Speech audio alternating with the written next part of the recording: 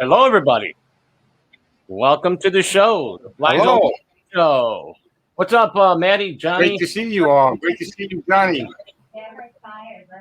What's going on, boys? Not much. What's going on? You guys fly today? Any flying? I did a little bit.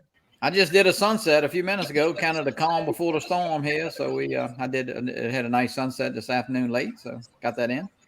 Nice, nice. So as you guys all know, we have a special guest tonight. The wonderful, the talented, the best pilot I've ever seen. We have PAL-NURK FPV, good old Paul on the show tonight, guys. So it's your lucky night, everyone. You get to ask PAL-NURK any questions you want about FPV if you guys are getting started in FPV and so on. So who we have in the chats, Johnny? Man, I tell you what, Mike, got a big crowd in for NURK here. It's we got Third Eye View, JC Flying, John Carroll, Chris Wedgworth, Kim Fuse, Greg Pittman, Akarasho, Matt Bagwell, of course, Matty's in here, Joe Blaylock, Leonard Oglesby, Brad Austin's in the house, Bill Ronay, Jody Drone Shots, Sammy Burns is listening, Lawrence from Novice Quads, Greg Pittman, did I say him? DeMarco's in the house. Got a great crowd. As usual, our family here. Yeah, they everybody wants to hear about this FPV, and TJ's in the house also. I see Leonard Oglesby, Michael Night Train, Mike from Night Train, of course. Mike's a big FPV guy. What's up, Mike? So yeah, big crowd. How you doing, buddy? Good to see you all here tonight, man. So, Maddie, how you doing with FPV, man? I'm friggin' hooked. You already know that. I can see that. I can see that. Hey, I knew it. Surprise. Oh yeah, I'm getting ready to purchase a 5-inch bind and fly. I want the Nazgul Evoke, the new one. Yeah, I think that's what I'm gonna do. But I don't know, man, because I want to go digital. I definitely want to do digital. I want a new quad, and I want a new quad now. You're not planning on doing freestyle or anything, right, Matt? What do you mean? As in, you're gonna do a bunch of freestyle? Is that what you're gonna go towards? Like more freestyle, or just doing more cinematic like footage? No, it's gonna be more freestyle for me because I have a business plan set up for my camera birds that I'm gonna have hopefully up and running by the end of this year. So the FPV side of it's gonna be more of a fun and games for me. You know what I'm saying? Then the camera drones are gonna make the money. The FPV drones are gonna be that's where the fun's gonna end up. Yeah. Hey, Maddie, it's so addicted, huh? It's addicting. You know what? The problem is I talk shit to so many people in our community about it, and now here I am stuck on it. Like, yeah. You eating your words of what you're saying, Maddie. Yeah, pretty much. Told you, Matt. 4 years of flying, and this is the first I've gotten into this in a month now, and this poor Air 2S hasn't seen the air. I mean, I saw it today. I had to get the dust off of it. Yeah, mine talked to me yesterday and said, I came into the studio here and I was looking at it, and she was like staring at me and talking to me. She goes, "You're gonna take me out or what? Because if not, we're gonna get a divorce."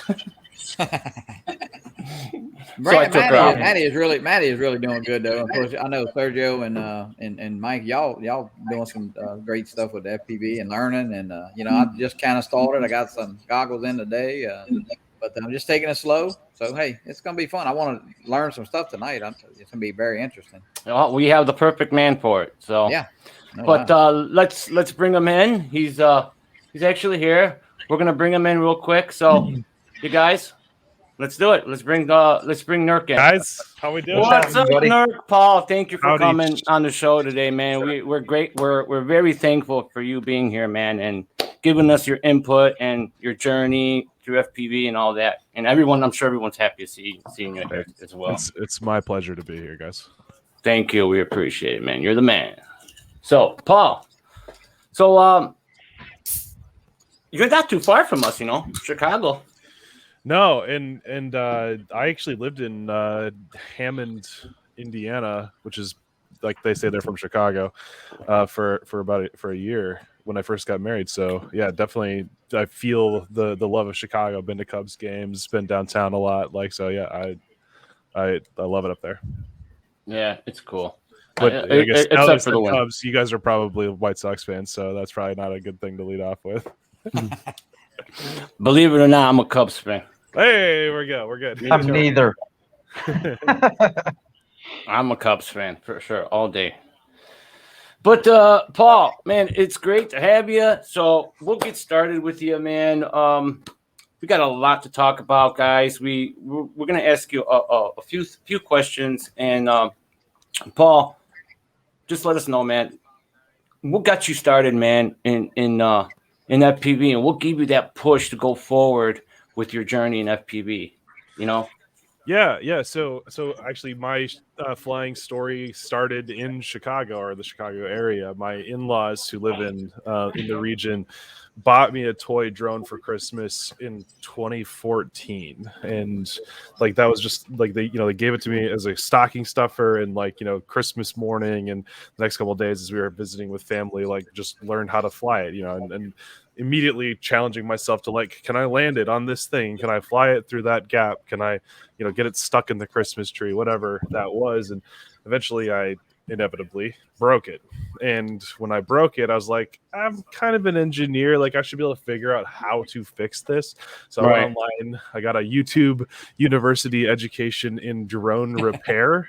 And when along the process trying to figure out how to fix it, I stumbled across the Juz French Forest video, which I think a lot of people that are in my like generation of FPV got started because of. And I remember sitting at work and being like, I have to do that. Like it was a binary thing. It was, this is the thing I'm going to do now. So I saw that, got started, went to my first race with a guy called Winston, who's actually in the chat. So shout out to Winston. And I won my first race, and that was kind of what pushed me off the ledge of chasing down the world of drone racing. Wow, amazing. Awesome. So Paul, now, what tips can you actually give everybody here? I know there's a lot of people here trying to, get into FPV, and there's, people that have already started FPV. What tip can you recommend on others that are just getting started, like to improve their piloting skills? Like, what's the best thing you can do to? Yeah, absolutely. And I think it's going to be kind of a funny conversation because we were just talking before the show started that this guy right here didn't use a simulator, which I think is like the number one tip that I have for people that want to learn FPV is when I got started, there were no sims. So like I had to go out and break a drone every time. And we didn't even have like durable props. Like back then they were like, they were called glass fiber, and they would like shatter instantly when you crash anything. So like you'd fly, you'd hit anything, all four props would break. You spend 20 minutes putting everything back together, go for another 30 seconds of flying and crash.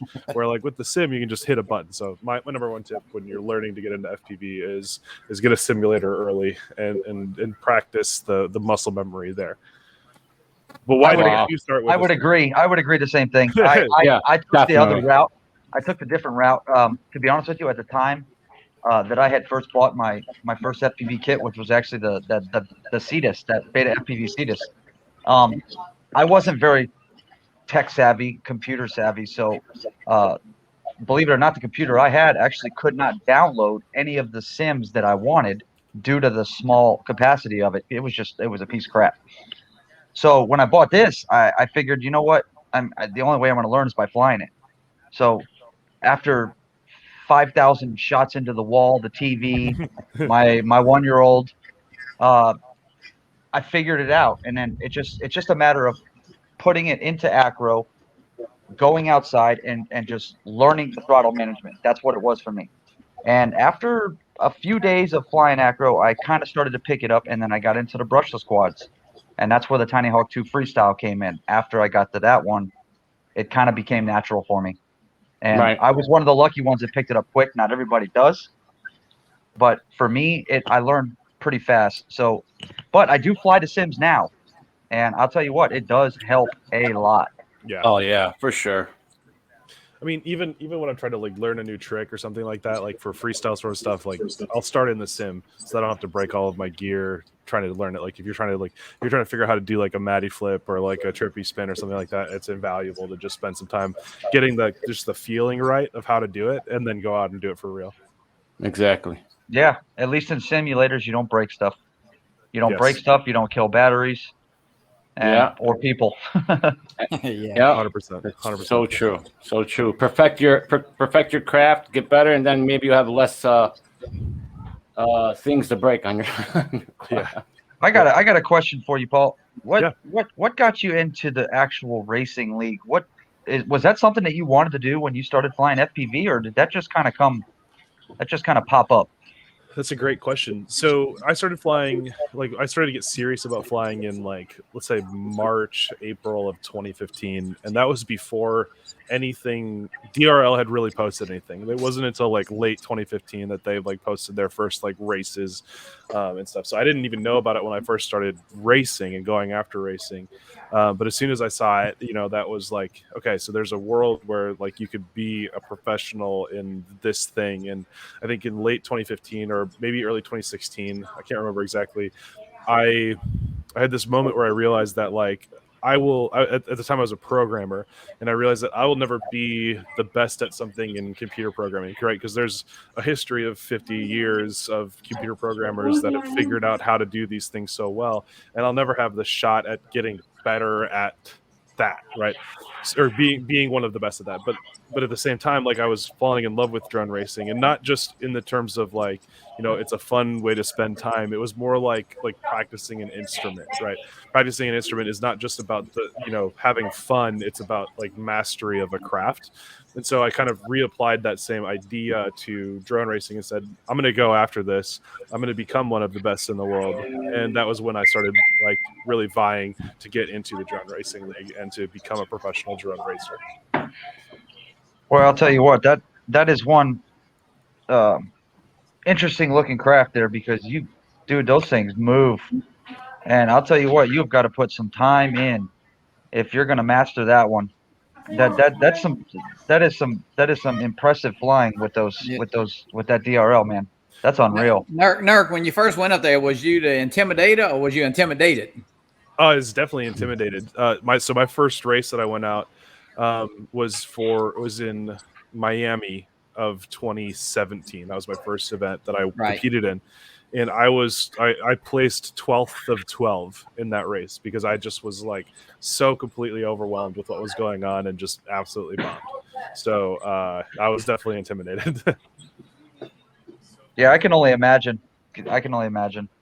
Coming in first, you know, this is your first run at DRL, and that would scare the crap out of me too. I'd be more worried about hitting other people's quads than I would about crashing.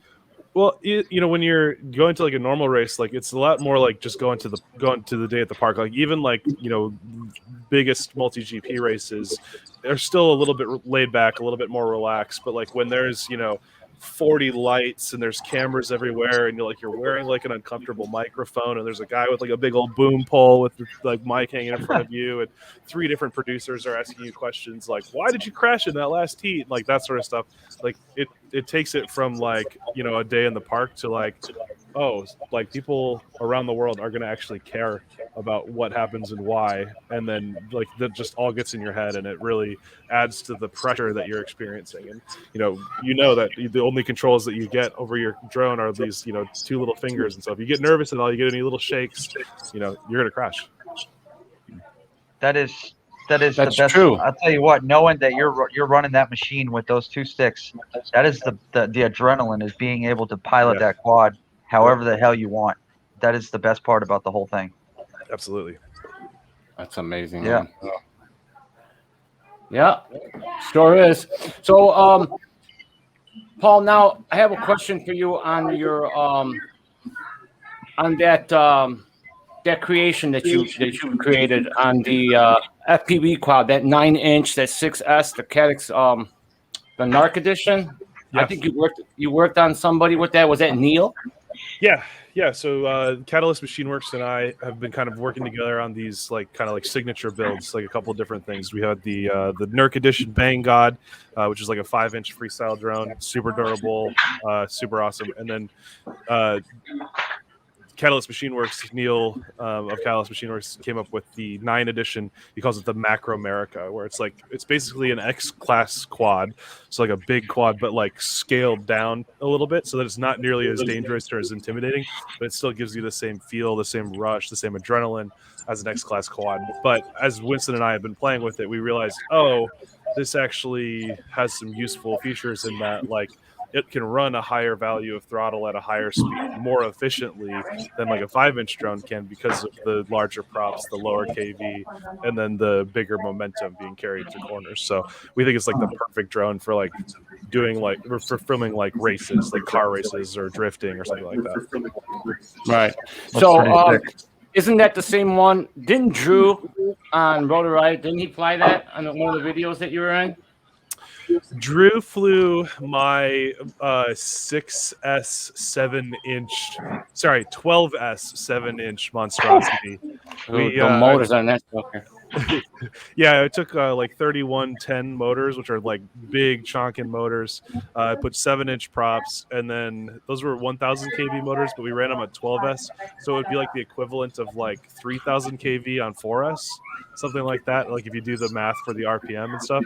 So the thing just absolutely screams, and it's hilarious, and it's pointless, but it's so fun. That's cool. That's crazy. Hey, you got a couple of questions in the chats if you want to. Yeah, go ahead. Throw some out there. I know Brad Alston wants to know what your next big racing event is. Next big racing event. That is a great question. I definitely want to go to Multi GP Nationals if I can. I think that would probably be the next big one that I would be going to. Yeah. Nice. So I think that's in November, if I recall correctly. Let's see. It's in November? I think I might be totally wrong on that. Paul, are you going to Spinup by Kelly? I just got an invitation to Spinup. I have not yet responded. I got to make sure that it fits the schedule. Okay. What other questions do we have in the chats? Is there more than one, or just Brad? There was a few of them in there, which I'm looking for them right now. Yeah. Well, one thing I know. Xavier from X Factor asked something, but I don't see it. I don't know where it went. Anyways, I know you got some more stuff for him, Mike. Go ahead. I'll find them. So, Paul, one thing that I want to know is, how do you do it, man? How do you go through everything, brother? With your YouTube channel, with creating videos for other people, and your DRL, you're practicing, and then your family. How do you, what tip can you give everyone? How do you do it, man, to keep it all together, man? You're a busy man, bro. Yeah, that's a really good question, and I'm not sure if I totally have the answer to it, but I'll try. So yeah, you're right. I have basically 4, maybe 5 businesses that I'm trying to run at the same time, right? We have NURK.TV, which is content. It's YouTube, Instagram, partnerships, sponsors, all of that stuff. That's one vein, and that takes up a ton of time. And then I have my filming company, where I sell my services as a professional pilot to go and fly things. I do professional drone racing. And then I also do some contracting, if somebody somewhere might potentially be a government agency or something, says, hey, I want to build a drone that can do this. What do you recommend? How do we work together on this? And wow. And then I have a 5th piece of that business that's about to start, but I can't talk about it yet. So all of these different things coming together, consume a lot of time, and I just had a baby in January.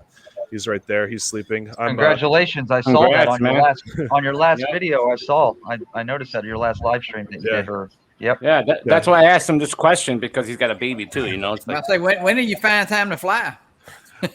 Well, it's that's an unfortunate side of choosing to make a career out of this, is that drones for me are now a business, right?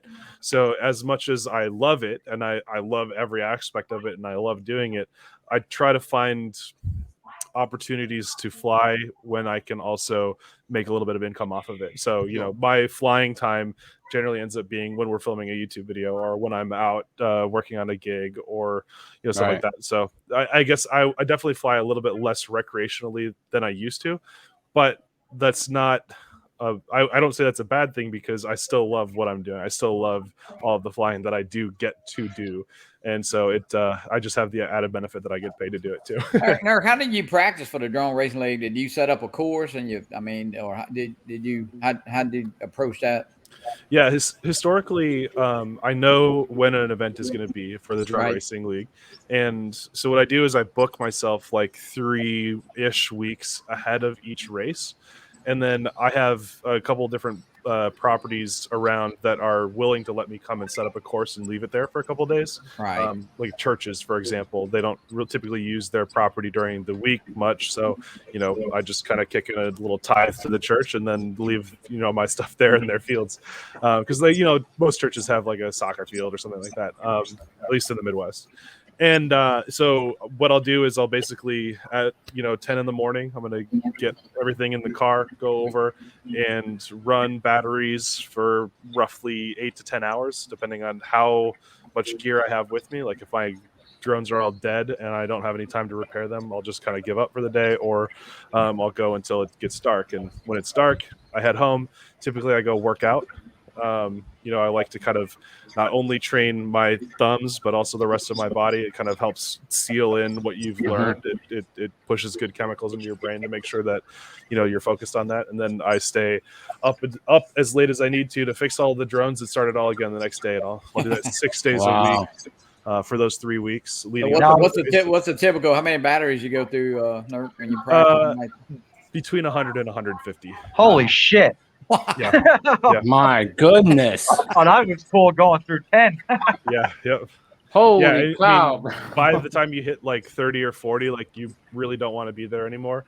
But like I always have a timing system set up. So like every single lap I turn, I get a time, I get some feedback on that so that I know, when I'm getting complacent, right? So it's like if I'm not going faster, okay, how do I get faster? And I try to learn that and remember that and focus on that. Right.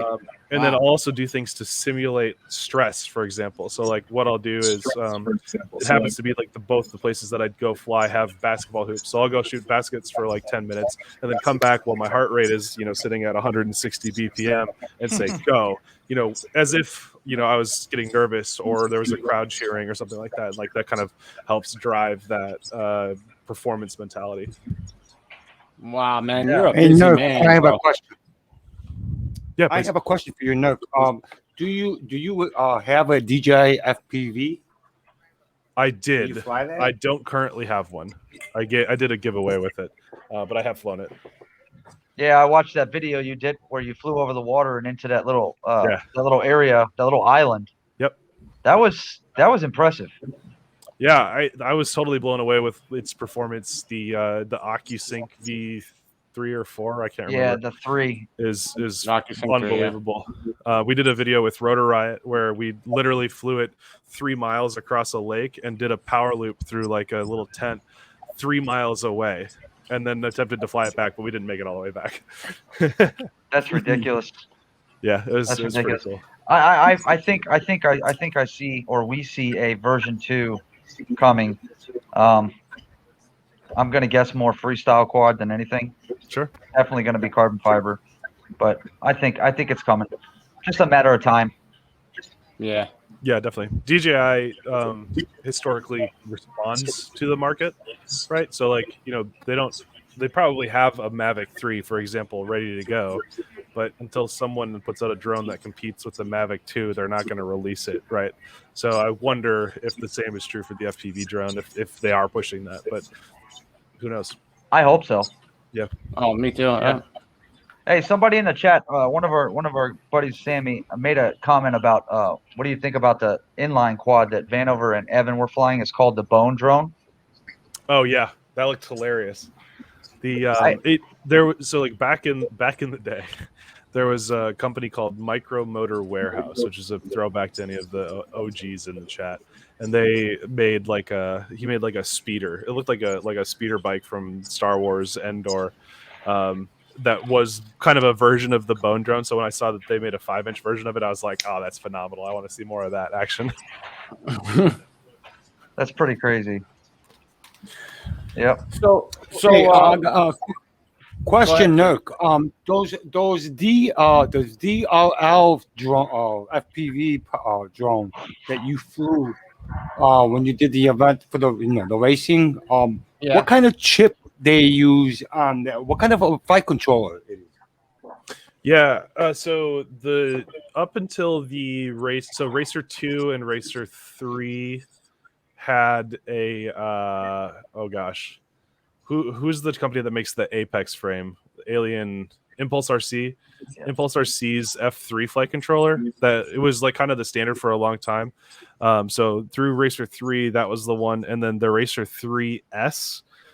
They built their own flight controller and continue to make their own flight controller. So it's kind of like an integrated. You can find pictures of it online, but it's like an integrated PCB with a flight controller, NDSCs. So it's basically like they just plop in a new flight controller, NDSCs, and then wire up the motors, so they don't have to do as much tinkering when they're building. Yeah, those are high performance drones. I mean, Does that take 10 minutes to fix? I think I was talking to the guys, and I think they can build them in like 18 to 20 minutes, something like that. Each one. Yeah, they're really, but they also they make like 600 of them for each race, essentially. So they're really, really good at it. Wow. Yeah, we've seen the video, and it's crazy how they get those things prepped up for you guys. JSK has a question. I seen how they pop it out. Yeah. Go ahead. That's a good question. Leonard asking if he's doing any more car or truck commercials. That Ford one was badass. Yeah, I was just gonna ask that. Yeah. Yes, definitely. I don't have any scheduled or coming out right now. But yeah, I've had the opportunity to work with Mini USA, with Jaguar, Ford, kind of blanking on some other things, but yeah, so definitely more car commercials in the future. I think pretty much every major car commercial these days has FPV shots in it anyway, so there's always opportunities out there to be working on stuff like that in the future. Awesome. How many takes did it take you to get those shots? For Ford, we did 2 of the shot where it goes on, like where it comes out the backside, and then we did 3 of it where the truck goes over it. I actually reversed those. So yeah, the 5 total takes. Wow. Yeah, we got it right away. For an FPV person, it was a pretty easy shot, but they just needed that specific technology, and the timing was the hardest part, because we wanted to have the drone take off as close to as when the car went over it as possible to really sell that effect. And I think we were able to get it done real quick. Man, you got it, NURK. The scary part was that truck was a one of one. Like there were no other ones in the United States. Like it was the same truck that like Biden was driving. In like there was another video where he drove the truck and stuff, and they were like, just don't hit the car, or you're gone. Like no pressure. Yeah, it was just like, oh my gosh. How did that compare to the big wheel racing shoot? The big wheel racing shoot was really different because it was such a relaxed environment, right? Like they're like anything you get is great. If you run out of drones because you're getting hit by water balloons, it's fine. Just have a good time. And like everybody that was there except for us was drunk. So that was kind of added to the atmosphere of just like, like let's just have fun. But like literally there were like 4 or 5 people that we knew were taking the water balloons and like trying to hit the drone on the big wheel racing. So we were just like, is it an inevitability that eventually like some stuff was gonna get ruined? But so like in terms of like pressure, it was low pressure. But in terms of like, we don't know what's gonna happen. Like it was a little bit nerve-wracking. Jesus. I want to do something like that. I know, so do I, dude. NURK, going back to when you practice, do you have somebody watching you and helping you? I mean, like, as far as the turns and stuff, or kind of critiquing you too? As much as possible, I'll have other people there to like race against. Okay. And whether that's somebody else flying like a DRL quad or somebody else flying like just a full 5-inch who maybe is a little bit newer of a pilot, to where like, you know, their speed performance in the straights, I'm trying to catch them in the turns, or just running a throttle cap where like they just, you know, bring the total power output down to like 60%. Yeah, it kind of gives you a target, I guess. Yeah. Yeah, exactly. So, but to simulate the pressure of racing really is the important part. Right. Pretty cool. That's amazing. Yeah, I Well, want to be like I you, have Mark. a question. Yeah.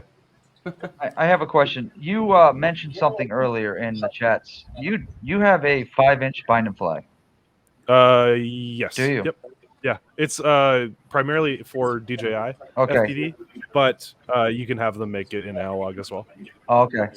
Yep. Good to know. Now you Yeah, I'm just gonna get have to those take a look at goggles that. and go digital.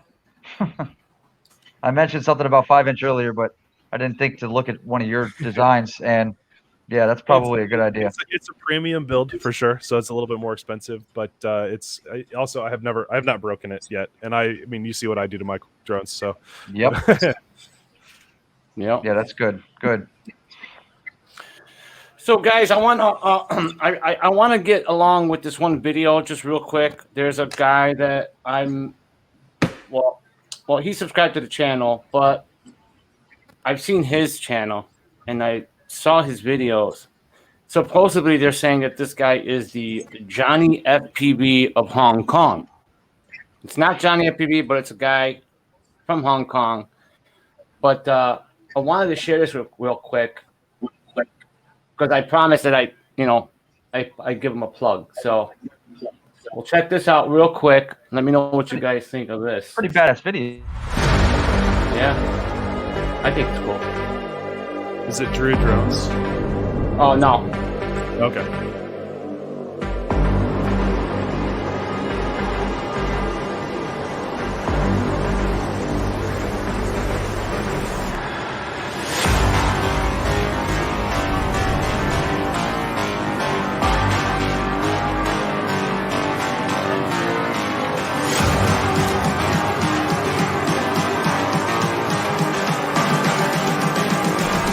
I'm just calling to say I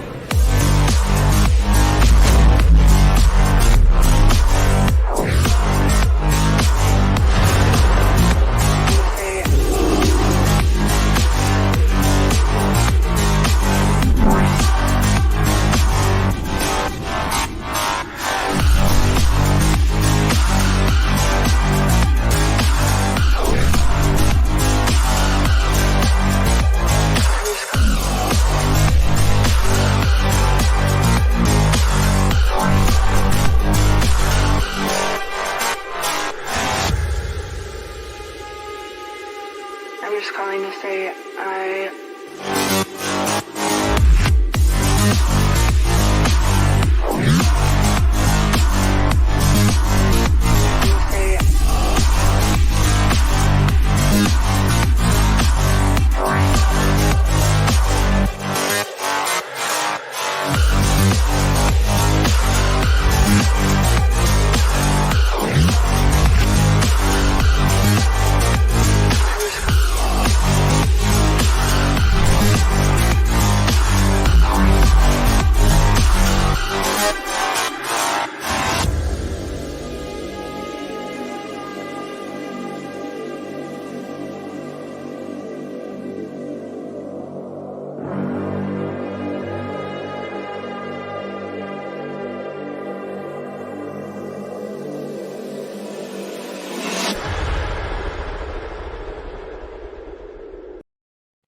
Damn, that's some shit right there, bro. That's good. Nark, do you ever do any cinematic flying? Never. No. It's all about Pretty cool, the huh? all the time. Nuke can do better. It's no, I mean building naving is definitely an art. It's in finding a way to make the whole video flow together is good, which I think he did a great job of. Is like, you know, because like a dive is a dive, but then like to have like all of the other kind of elements where you come down and like snap backwards and then push away backwards from the building, stuff like that is really, I mean, it really adds to the type of maneuvers that you're doing. So yeah, good on him for pulling all that together. You won't see me doing that shit anytime soon. You'll be there. You'll be there sooner than you think. I probably will. Hey, we got some more, Mike. We got some more questions in the chat here. I see Chris. Go ahead, Chris had a shoot. question. Yeah. I know Dustin Gable wants to know what you suggest for a good bind and fly combo as a beginner. So my recommendation when you're beginning is to try to build your own drone first. So not everybody agrees with me on that, but I think that if you can learn how to build it, then you will be more willing to break it because you can fix it. You don't have to spend more money doing it. So, you know, there's tons of budget builds out there. Bardwell's done a good video. I've done a good video on like, you know, exactly how to put everything together so you don't, you know, it's not hard to do it. But then if you're gonna go, if you absolutely want to go bind and fly and you don't want to build it, I definitely recommend Emax stuff or newbie drone stuff. I can see that you've got an Emax Tiny Hawk 2 right there. Oh yeah, I got. And and those are phenomenal. I love the way those fly. And then Newbie Drone also sells some really good RTF bundles with like controller, goggles, drone, everything. So you couldn't go wrong either of those ways. Yeah, I went the separate route on that one. When I got the Tiny Hawk 2, because I started off with the Beta FPV Cedar kit, and it's a little brush quad, but I went the route of buying my own set of goggles and radio because what comes with the bind and flies these days kind of. Yeah, I agree. I mean, you're going to upgrade them anyways. Yes. So if you're going to make the move, just buy the stuff now, you know? Yeah. If you can drop like $1,500 first time out the door, like you can get some really solid stuff that'll last you for a while. But like, you know, if a lot of guys that ask like what's beginner stuff are, you know, maybe they're in high school or don't have a job or something like that. Like, you know, then having like, you know, the $200 option is always really, really good too. But yeah, I definitely recommend going for the good controller and good goggles right away. For sure. Yeah. See, Lon brings up the actually Beta FPV. Just is it today, Johnny, or is it tomorrow? It came out. I think it came out today. The Pro, yeah. Yep, it's the little Beta FPV Cedus. It's that little guy, but they made it now with brushless motors. Nice. Instead of brushed, but the controller is the Beta Lite radio, and it's all right. The goggles don't have DVR on them. They're not like diversity goggles or anything. They're just built-in antenna. So that one's not bad though because it's only $150. Yeah, I mean you can't go wrong for that price. Yeah, the Pro one is though it's like $229. I think I saw two. It's kind of. I mean, it's a lot. It's a little bit more expensive. Yeah, it is. It is. And then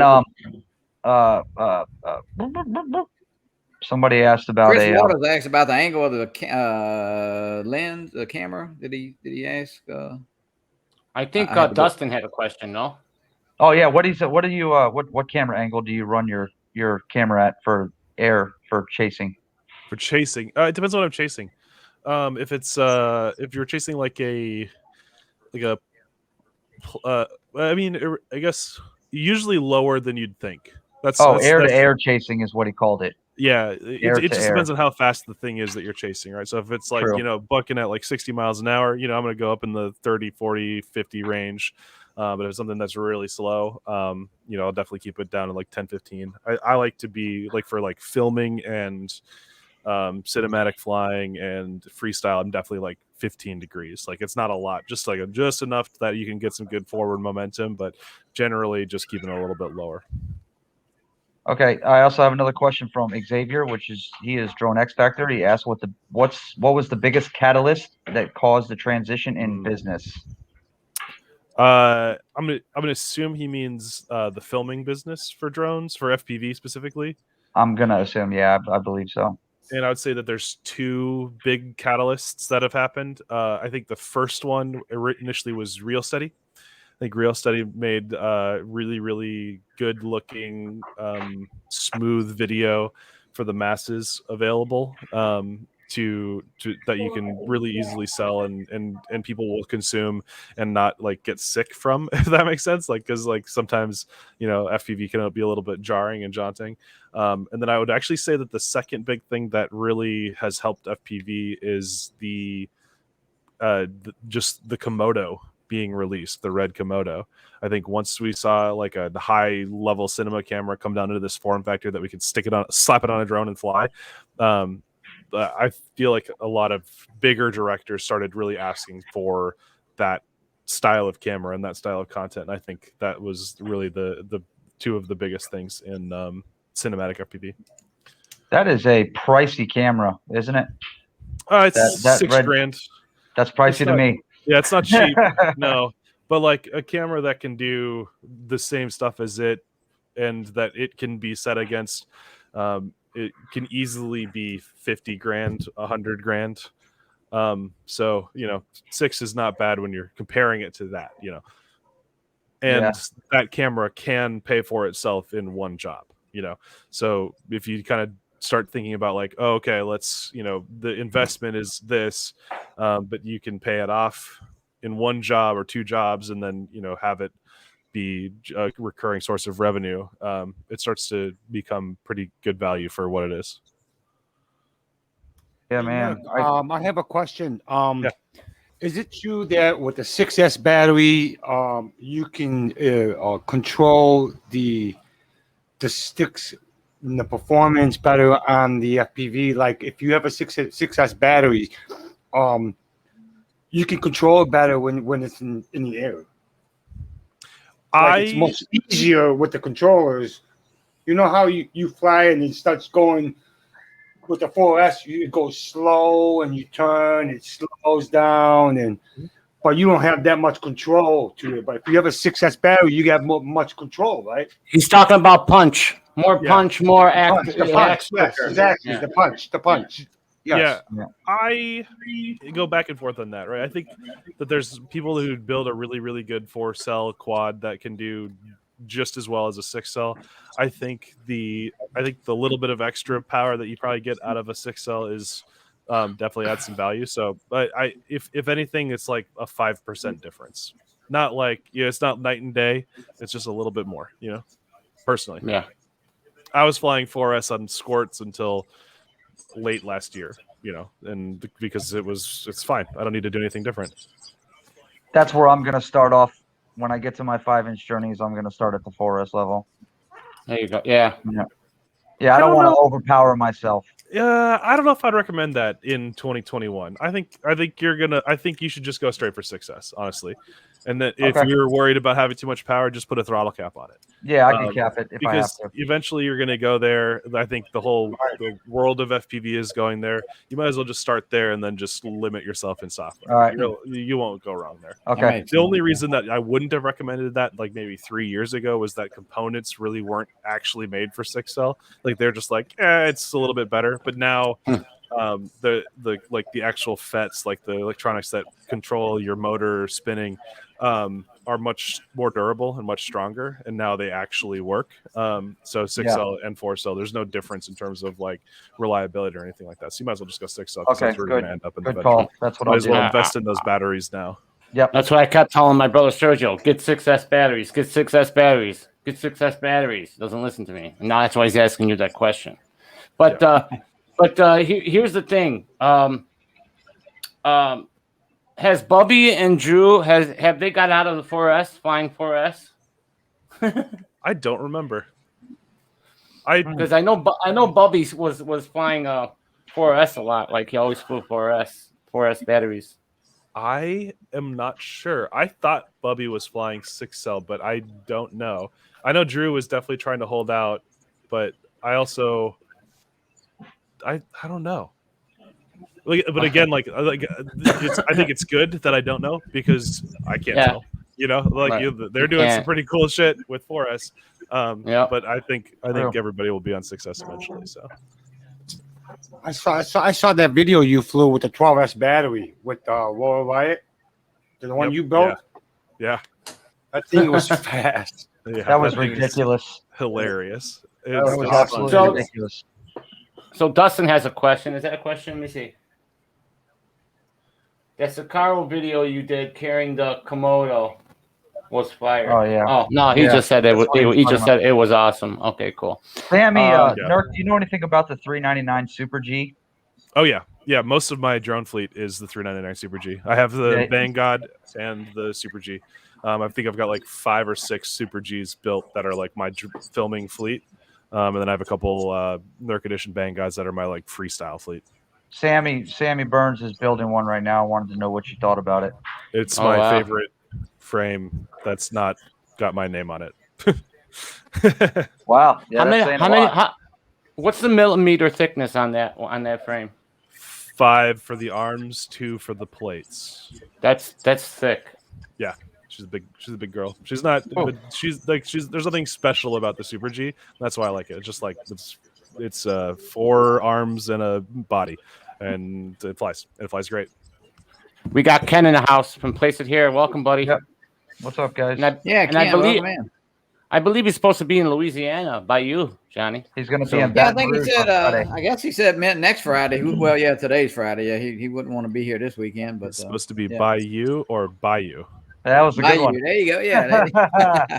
Well, hey, with this storm coming, the bayou could be all over. The bayou is on you. Yeah, no shit. That storm you guys got headed your way is looking kind of dangerous, man. Yeah, it looks pretty rough right now. Supposed to be a Category 4 when it hits Louisiana. Yep. Jeez. Sorry, bro. Wow. Crazy. Shit.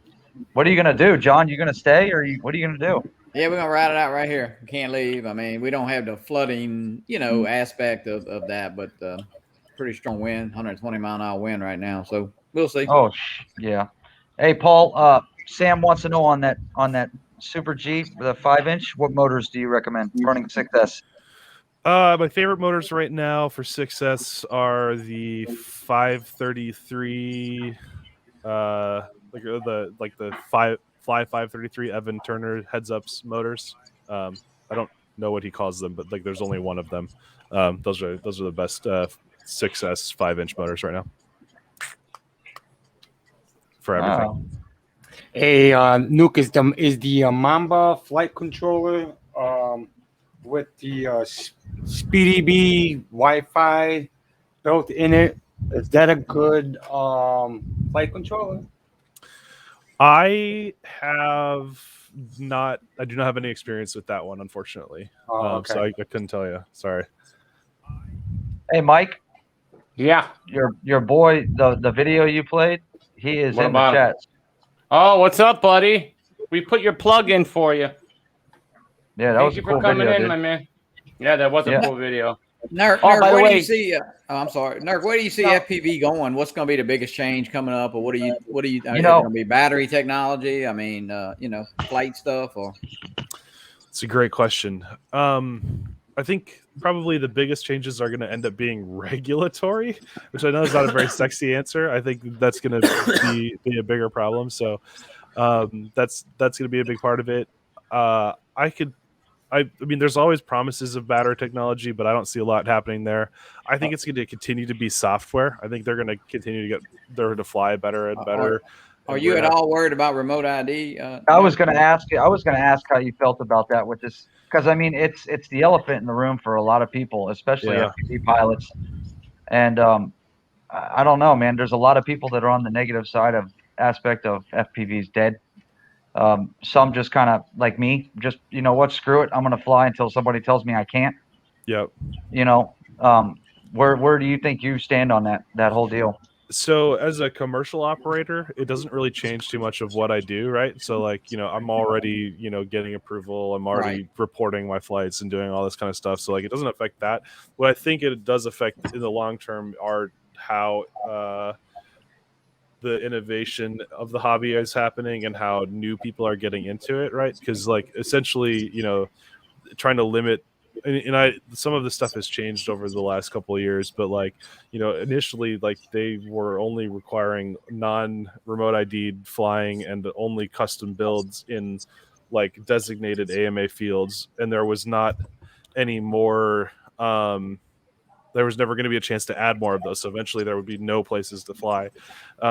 and then like the idea that they would like not allow custom built drones, for example, was like a huge deal, right? Because now you have to go to like a DJI or something like that where it's prohibitively expensive, and it ruins the innovation aspect, which I think is what has made FPV what it is. So I lean on companies like Get FPV and DJI and DRL to be pushing back against entities like the FAA in terms of the kinds of specific rules that are there. Like, I think remote ID can be a good thing, but there's some rules within that are not positive for the growth of the industry overall. Yeah. Let alone the hobby, right? It's Yeah, a multi-billion-dollar industry. The remote ID part is not too bad. It's kind of what they want to, if somebody can get your address and your flying location, It's what's within the rules that doesn't make much sense. And you got to understand, there's a lot of these people that are putting these rules into place don't even freaking fly. They don't understand the aspect of where we're coming from, what we're doing, why we're doing it. They just, and from day one, it was all about, the whole reason they're doing this is because they're trying to buy the skies right from out from under us. A lot of people believe that. They really do, with this whole drone delivery crap that's supposed to be coming. I don't know. I mean, it's a gray area for me. I don't really look too deep into it because I just fly. I just fly, man. The rules hit. I mean, it's part of life. That's what you got to do. You got to deal with what's dealt. Yeah, but absolutely. I won't put my drone down until somebody takes it out of my hands. So. Right. Lauren. Yeah, she's about there. She's about there. She'll take it out your hands. Yeah, That's funny. Yeah, it is what it is. So Paul, what do you got coming up, man? What kind of new events you got coming up lately? What is coming up? I'm trying to think of things that are coming up that I can talk about. Oh yeah, good point. Tell us the stuff that you can. That's what we want to know. Yeah, that's for the after hours show. After hours show is where we talk about that. So like one cool thing that I just talked about today that I think I can talk about is we're going to be doing like an actual a car race. So like we're going to go out and film like actual cars on track during an actual race and get a lot of really cool content around that. So that's the thing that I'm probably the most excited about in the next couple months. Oh wow. Those videos are cool to watch with people on like dirt tracks and drift cars and stuff. Yeah. Those are some crazy cool looking videos. There's going to be this race supposedly will have like GT3 as well as Pro Mazda, which are like open wheel cars and stuff like that. So like it's gonna be really cool. I've not seen a lot of it in FPV, so I'm really stoked that they're gonna let us get in there and get really close and personal with the track. That's pretty badass. That'd be cool. Yeah, those are fun to watch. Everybody, I posted NURK's his website in the chats for everybody. If you guys want to click and check out his website, and then I have his channel link. If you haven't subscribed to NURK, go ahead and subscribe to him, guys. He's got amazing stuff on there. He does his daily vlogs now. He's back on doing those, and I really enjoy those. Yeah. By the way, Paul. Yeah, I'm stoked. It's they're a labor of love for sure. They don't necessarily perform very well, but I love making them. I think in like 5 years, being able to go back and look at these for me and like see like, you know, my kid kind of when he was little and like, you know, what Winston and I were working on at that time, like I think that's gonna be really fun. So I'm doing it for me, but I'm stoked that people are also interested in seeing it too. How stoked are you to get an FPV radio in that little kid's hands? That's what I'm hoping that when my kids get a little bit older, they start flying with me. I really hope they do. I definitely think that would be enjoyable. I think I'm also looking forward to like, you know, playing sports with them and stuff too. Yeah. As much as anything. I think being able to like go out and do stuff together is gonna be really fun. So well, we're at a young enough age where we can do it. Yeah. Yep, you know, some people grew up with fathers that were a little bit older. They couldn't go out and play sports with their kids, and luckily we're at the age where we can actually do it. Yep, exactly. And that's the big part of what the daily vlog is about. Is I'm trying to get in shape right now too. So to stay with good for you, bro. Yeah, thanks. Nuke, did you play a lot of video games when you were younger? Not when I was young, but more since I like high school and being an adult. I've played a lot more actually. My parents weren't super stoked on video games when they because I was the right age to get like an N64. Like that was like the first system that I would have had, and we did get one, but like they didn't they're 30 minutes a day maximum. So I didn't play a ton. But then once I got into college and just after college, I started to play a lot more. Nurk, is that your first? I'm wearing a Rocket League shirt right now. How old are you, Paul? It is my first child. Yeah. Oh, okay. And I'm 30. Yeah, you're gonna have a day. You'll have a day where you be saying, "Put that iPad down." Of course, it may not be an iPad by the time they grow up, But this would be a VR headset or something. Yeah. Oh, let me tell you something. These kids these days, I have 4 girls and a son, and every one of them are smarter than me when it comes to working on some sort of device. Yeah. Yep. I don't understand it. I don't own a game system. I prefer to lock them out of the house and let them play outside. As you should. But yeah. Some are different. Probably the problem these days with most kids is they're all locked up in their goddamn bedrooms. Right. Yeah. Yeah, my son Mikey picked up really quick when he put his first hand on the stick for the FPV. Nice. Yeah, playing. Yeah, he was pretty good. He was pretty good, Paul. He plays video games. Awesome. It is. It's amazing. My little 9-year-old granddaughter, she just put that little beta, Cedar. Cedar. I mean, it flies slow and easy to control, but I tell you what, she did really good. I was very surprised, because she don't really play a lot of video games, but I think there's something to do with the neuroplasticity of younger minds, that they have the ability to pick things up faster, in the same way that like little kids learn a language faster. Right. I know my camera just quit. I'll fix that in a second. I think there's a similar aspect between neuroplasticity and learning how to fly fast, and I think that's why all these young kids are coming in and setting all of the fastest times and stuff. I'm gonna stand up, take my headphones off for just a second and fix my camera. Yeah, go ahead. No worries. So I see. Dude, I'll tell you what. If I would love to get to the point where I could fly like he does at one point. I mean, dude, you got to put the time in, bro. Dude, exactly. You got to put a lot of practice in. You got to practice. I want to be like NURK, man. I definitely want to get that his reaction, the way he turned, the speed and controlling that drone, the way. Yeah. And when I see those races that he was in, and I know he went against what's his name from Rotor, Vanover? Was it Vanover? Yeah. I think it was Vanover. And I mean that kid, for what? Who was he? How old was he? 16 years old?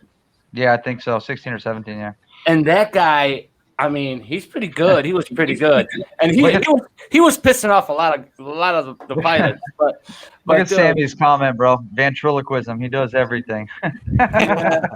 And I think his father was a champion. I think his father was a champion or something. He said something about his father being a champion or something. So I don't know. That was funny. Yeah. Good stuff, man. I think I'm gonna get a shirt. I think I'm gonna get a shirt made. You're right, Sammy. Get a shirt made. Mikey, I wanna be like NURK. Yeah. That's a t-shirt. That shit would probably sell like hotcakes, bro. Oh man, we're trying to. Oh yeah.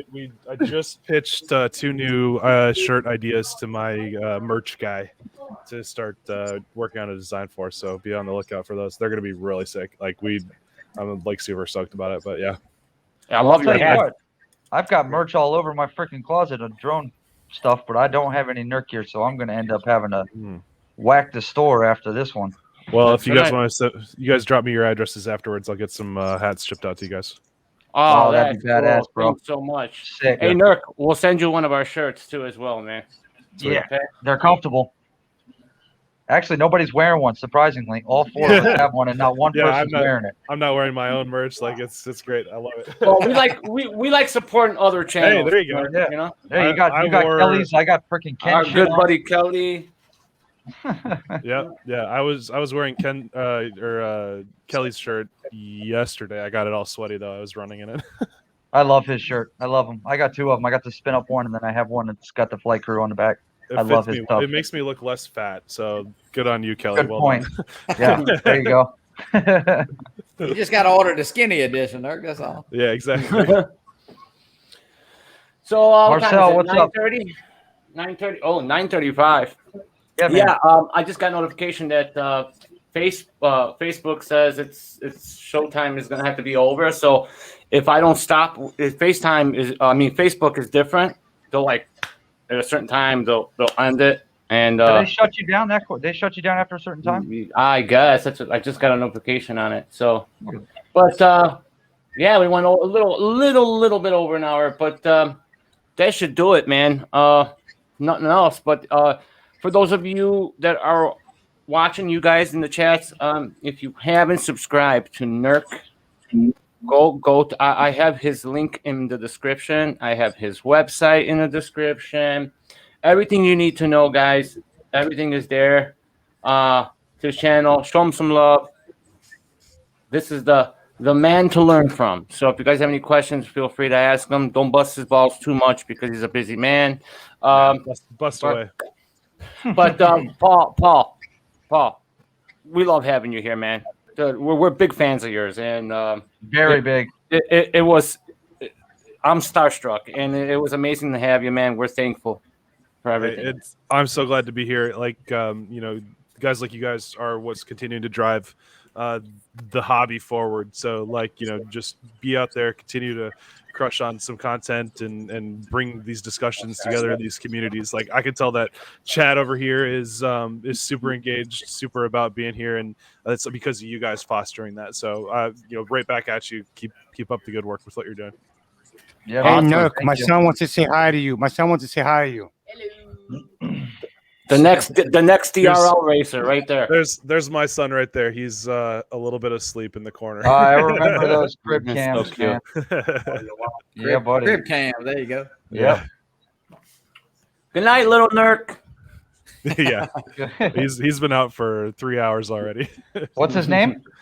James. James. Good name. Good name. James T. NURK. Swear to God. Awesome. Good So stuff.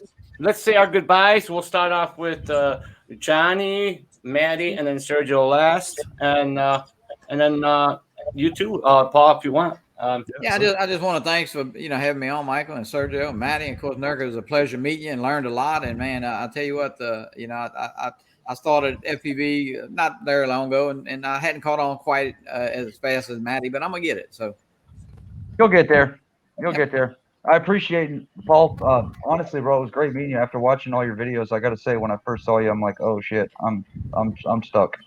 I didn't know what to say, but dude, I learned so much from your videos, and I'm telling you what, bro, don't ever change. Keep them coming. Yeah. Keep them coming, man. I will stay flying. That's Yeah. right. Sergio? Hey, I want to thank everyone for coming in, supporting our channel, support NURK. And I also want to thank Johnny, Matt for coming in, and my brother for his hard work, everything he done. And also, I want to thank NURK for answering all the questions, and I really learned something. So Awesome. Did you see what Didi said? I heard her say something. I didn't hear. I didn't make out. She what says, she said. and thank your wife for putting up with your ass in the hobby. We got to thank all of them, bro. If it wasn't for them, or if it wasn't for mine, I probably wouldn't be where I'm at. Because Yeah, we have to thank the wives though, for real. And we gotta have the wives here. Pro tip is make this hobby your job, and then be like, I gotta go make money, Rachel. Hey, exactly. You want I'm food on working the over table? here. If you want food on the table, and I'm working right now. you can get away with buying new drones. Yeah. Yeah, exactly. Paul's like, I'm working right now. That's so funny. Yes, sir. Yes, sir. Oh, good stuff, guys. So Great show, that's man. it. Paul, you want to say your goodbyes or? Yeah. Hey, thanks That's it. everybody Thank you, for hosting me. I'm stoked to be here. Chat, thanks for being here and asking great questions. And I got nothing else to say but stay flying. That's it. And Paul, hey, we'll send you our shirts. And if you ever have some time, your free time, I know you're a busy guy, dude. One day maybe we'll meet up and we'll go fly together and stuff. So Absolutely. Absolutely. Yeah, man. All right. all right, guys. You guys take care. Don't forget to hit the thumbs up, hit the like, and guys. peace out. Follow the rules. Fly safe and happy flying. We'll see you guys in the next one. Bye. Good night, everybody. Good